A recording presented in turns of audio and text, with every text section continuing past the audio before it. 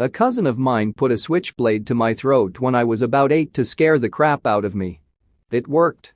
Almost literally. What's the most ducked up thing a family member of yours has done? What's up, handsome viewer? Welcome back to another storytime with you boy Andrew. I was waiting all day for you to join me in today's storytime. Since you're already here, go ahead and like the video, then subscribe. So we don't miss any more storytimes together.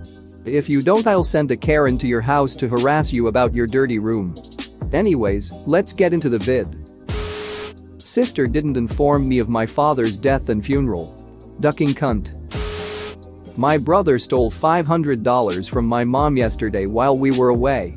She pays his car insurance and has looked the other way when he's taken stuff before, but this was her final straw.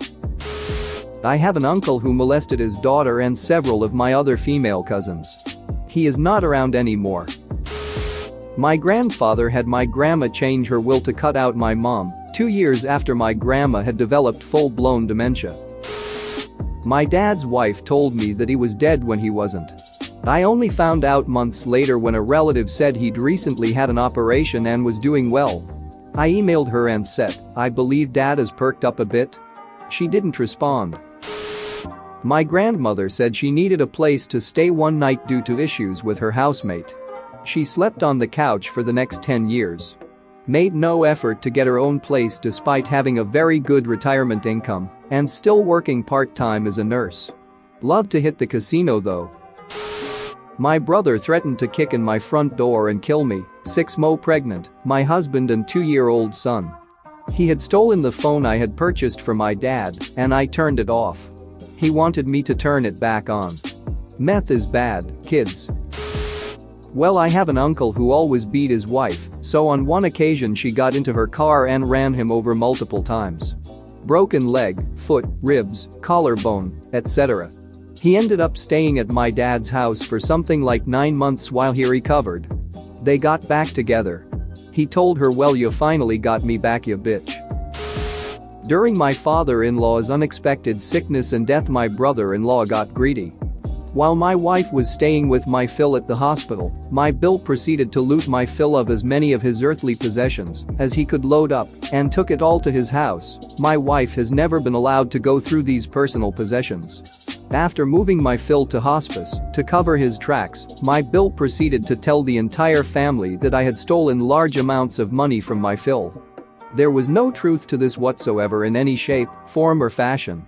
And in fact, after my Phil's death, my Bill embezzled the estate fund's $50K from the account. My wife ended up suing him, and he had to return half. This act tore the family apart, all because of greed. It's been 6 years and I think about it every day, still. I had a cousin who was addicted to heroin, and his parents were always doing stuff to bail him out and keep him from being homeless. One time they put down a deposit and paid rent for a furnished apartment for him. He ended up selling the furniture for drug money. Another time they rented a mobile home for him and couldn't figure out why the water bill was so high. Turns out he was charging his homeless friends $1 to take a bath shower, and that was going on pretty much around the clock. One of my uncles borrowed $20,000 from my other more successful uncle to start a business and refuses to pay his more successful brother back because he's got so much money already. The more successful uncle refuses to sue him because that's not what family does, but they are no longer on speaking terms. My cousin tried choking me to death when I was like 6. He also loosened the bolts in the coffee table, told me to lay under it, and hit it so it fell on me.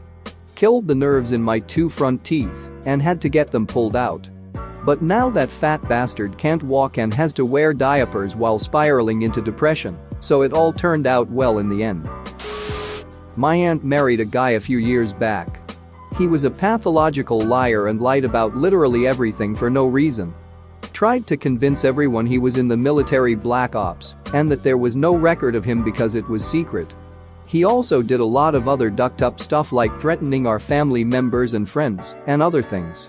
He actually even tried to kill my uncle and my 2 cousins, but got his ass properly beat down with a baseball bat. Long story short, my aunt ended up divorcing him later cause he was an all-around ducking cunt, and he came to her house, rang the doorbell, then shot himself in the head with a handgun right on her doorstep. Real ducked up. Edit. No, I don't mean they got divorced after he offed himself. They divorced and a couple months later he did the thing. Not as bad as some of things on this thread, but this was a dick move. I asked my uncle, who is a mechanic, if he could install new belts on my Honda, since it would be much cheaper than taking it to a shop. He told me he would do it for me, I just had to buy the parts. Bought the parts, took the car to him and came back a few hours later. He told me he was finished and I paid him $200 for a $450 job, which was dope. A few days later my cousin texts me a picture of some parts that his dad asked him to put on eBay. They were all the parts that he said he installed on my car. My cousin thought they may be from me since he knew what job his dad was doing for me.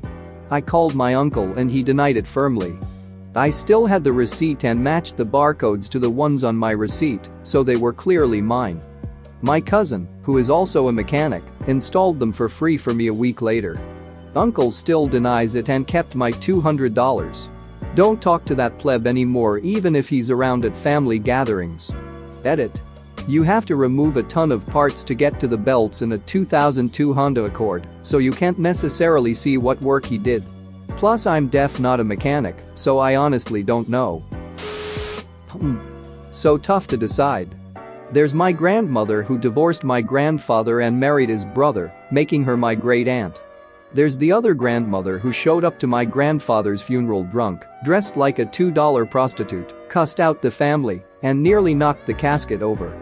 There's the 3 convicted child molesters, and then dozen non-convicted child molesters because it was a different time then, and that kind of thing was kept in the family. There's the stepfather that tried to murder my pregnant mother. There's the cousin who shot himself in front of his kids. There's the guy who was caught ducking a goat. There's the guy who would give his kids booze on fishing trips to keep them quiet. All the kids were 5 and under. My sister, then 7 years old, tried to kill our newborn brother because she was jealous. So, take your pick on which one is the most ducked up thing.